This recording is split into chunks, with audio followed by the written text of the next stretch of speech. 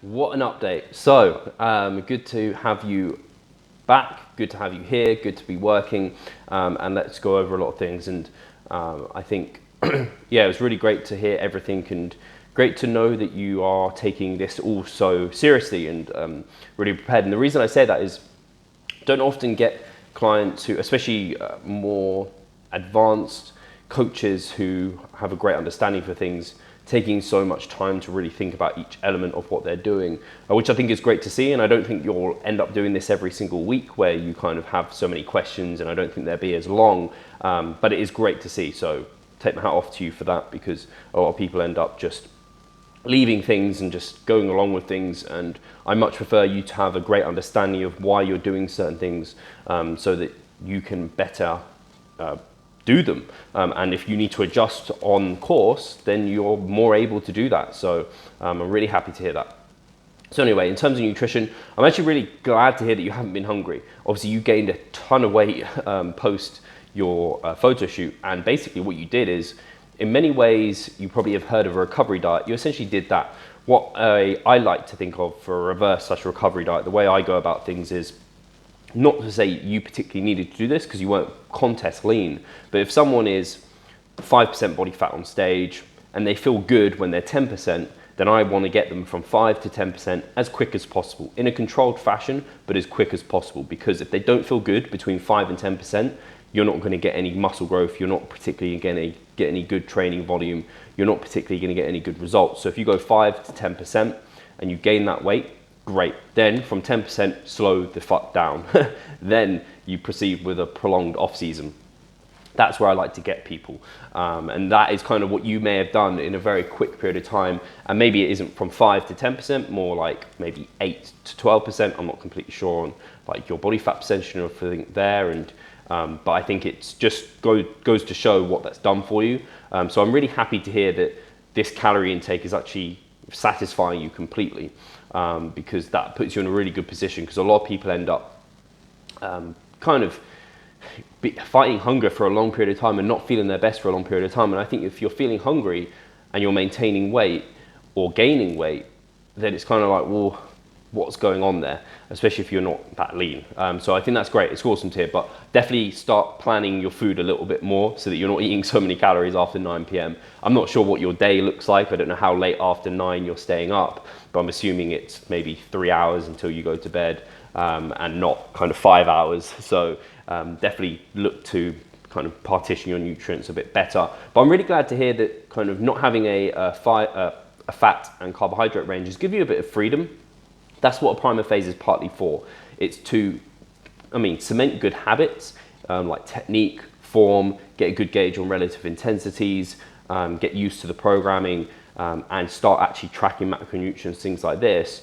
But it's also for people who are really, really strict, a break from high volume training, a break from being really strict with their nutritional timing and with their kind of macronutrients, and a break from that kind of monotony and structure and stress. Because although we're all the best and we love doing that, sometimes it does become a little bit overwhelming, and actually having a period of time where it's less important allows you to be more on it in future. So hopefully that's what it's doing for you, and it sounds like it is. And in terms of having higher fats during this period of time and letting your carbs come down a little bit, absolutely fine. I actually sometimes like people to do that anyway, partly from a just psychological break from pounding carbohydrates all the time. But also, when you think about it, if you're having carbs and they're really high for an extended period of time, your insulin levels are extremely high for a long period of time, there is the case and the idea of, if you do that for too long, there is a little bit of a risk, more so of a risk, of going a little bit diabetic potentially. Not saying that's going to happen, but it might just resensitize you a little bit in terms of insulin sensitivity by going for a prolonged period of time with a lower carbohydrate approach.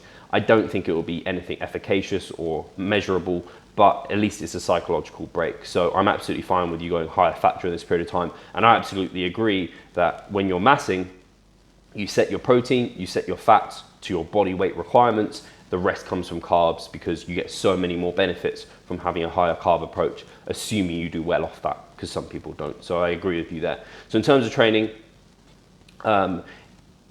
especially when we go into hypertrophy training, definitely don't squeeze workouts together.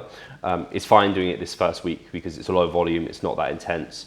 And it's also fine the fact you're a little bit sore and a little bit fatigued going into this. But going forward, I very much want you, when we deload, you recover fully, because the act of a deload is not only to allow you to recover from everything you've done, it's to set you up for many more weeks of hard training.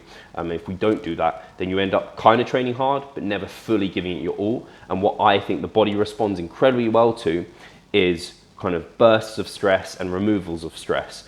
Because if you just kind of give the body the same signal all the time, it ends up just adapting to that and not really getting anything from it. So that actually the hard thing is not training hard, it's modulating hard and making sure that you can progress with what is hard. So you train hard enough so that you can train harder, harder, harder, harder, and then you pull back, train hard enough, harder, harder, harder, harder. Because if you always train just really hard, it's like, well, how do you progress from that?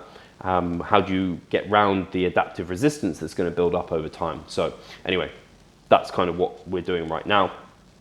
Definitely film some lifts and post those to the group. I know you've already posted, I think, an ab movement this morning, which I'll get back to you and give you some feedback.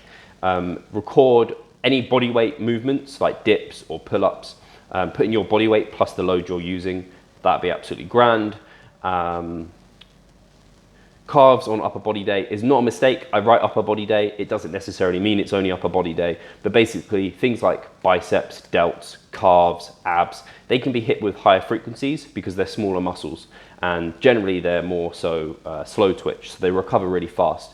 When I think about training frequency, I very much think about stress response adaptation curves and how quickly after you stress the muscle does it respond and adapt. And smaller muscle groups tend to recover really quickly. So it's like boom, boom, boom. So even when you relate that then to a level of advancement, a smaller muscled person recovers quicker than a larger muscled person, because someone who's very, very strong creates a ton of damage, a ton of stress, and they take a while to recover. Whereas someone who's maybe a small female who's not very strong, they can recover really quick. So the same goes for like your calves, your biceps, abs, those sort of areas. They recover really quick, so the training frequency can be a bit higher. Generally the volume can be a bit higher, so that's why they're there, and it is purposeful, so you can split the volume over more days of the week, so you're not doing like excessive amounts of volume on single days. So in general, broke your phone, awful. I really feel for you there, because everything I do, my job is basically via my phone. I think I spend probably more time on my phone than my laptop, because of the fact that, yeah, client works on my laptop, but a lot of my video updates, they're all done via phone. Social media is all via phone. So I completely feel you there, and I hope you manage to get back all of those things. And I'm glad it's happened now more so. The silver lining is it's happened now and not during like a diet or during a massing phase when stress would have impacted training more so. So something I wanted to get from you before I answer all your questions is your schedule for spinning. Right now, during your primer phase, I'm not too concerned about it. Because this volume phase is do enough work in the gym at a high enough intensity to maintain your muscles, which is not that much. You don't need to do that much. Potentially get a bit stronger as a bonus, but really it's to resensitize you for our physique more so training in future, our high volume training. So I'm not too concerned about it now, but if you could get me your schedule so that when we come into that period of time, it's going to be more important, and so I can get an understanding of where we might want to place things. So in terms of, do you need to stick to the exact order on the spreadsheet? I would say you don't have to, but I certainly recommend it, because it is lined up, like I talked about, the stress response adaptation curves. It is modulated in a way so that we're in kind of an optimal zone in that curve, so that we're not kind of implicating different things as we go through the week. If there's a reason that you feel like you'd want to switch things around, tell me, and I will tell you whether or not you've got logic and reasoning for your action, or whether you should stick to what I've planned out. But it is planned out in a way that I would like it to be performed, but we can definitely discuss it. Rest times, I can send you a link to an article that I wrote on rest times. Basically, I auto-regulate them unless I tell you a specific rest time. I just want you to auto-regulate it. So I generally say once your heart rate is back to baseline, once your breathing's back to normal, then you're probably ready to attack weights. That could be up to 5 minutes for massive compound lifts, big compound lifts. It could be a minute for smaller things. So I'll send you the article that should explain it all pretty fully and extensively, but generally just once you're feeling good and ready to perform good work again. I'll only ever really prescribe rest periods for metabolite work or finishers, pump work, that sort of thing. How to put in multiple weights if you use different loads. Generally, I don't want you to use different loads. I want you to pick a load where you can land within that rep range, and so maybe it's 100 and you're aiming for 8 to 10, and maybe you get 10, and then next set, because fatigue's kicked in a bit, you get 9 and then maybe 8. That's what I would like you to do. First week, I can understand if there's multiple weights that you're using, and I would just put in the weights, comma, the weights, comma. And if that implicates any of the formulas, it's fine, it's not a big issue at all. They're more so there as just a backup if we need to collect data and have a look. I'm not looking at them all the time extensively in a detailed fashion. It's just useful data to have now and then in case we need it. So water, 8 to 10 litres is horrendous. I'm not surprised. We can track water. I'm not too worried. What I want you to do for water is make sure that you are hydrated, and that means those 3 to 5 clear P's through the day is basically what I want you to be doing. But yeah, I've put in a area so you can track it, and that will average it for the week. We can have a look over that. In terms of abs, you can certainly do 3 different ones if you wanted to. Just keep them static throughout the mesocycle. Leg stance for leg press.